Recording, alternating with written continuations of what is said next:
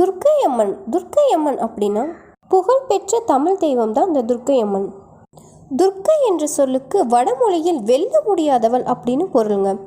துர்க்கை அம்மனுக்கு பல்வேறுபட்ட புராண கதைகள் இருந்தாலும் மகிடாசூரன் அப்படின்ற அரக்கனை அழிக்கிறதுக்காக தோன்றினவங்க தான் துர்க்கை அம்மன் சொல்லப்படுது. அதனால தான் துர்க்கை அம்மன் மகிஷாசுர மர்த்தினி அப்படின்னு எல்லாராலையும் போற்றப்படுறாங்க. துர்க்கை அம்மனுக்கு துர்கா தேவி, ஆர்த்தி தேவி, ஜோதி தேவி அப்படின்ற பெயர்களும் இருக்குங்க. துர்கா தேவினா தீய செயல்களை அழிப்பவள் அப்படின்னு சொல்கிறாங்க.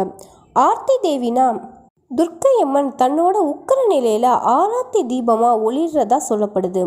ஜோதி தேவினா விளக்குல தீபமாக ஒளிர்றா அப்படின்னு எல்லாராலையும் போற்றப்படுறாங்க. பரிபாடல், திருமுருகாற்றுப்படை, சிலப்பதிகாரம் அந்த நூல்கள் எல்லாம் துர்க்கை அம்மனை ஒரு தெய்வமாக வழிபட்டு குறிப்பிடப்பட்டிருக்கு. துர்க்கை அம்மனோட ஸ்பெஷல் பண்டிகைன்னு பார்த்தீங்கன்னா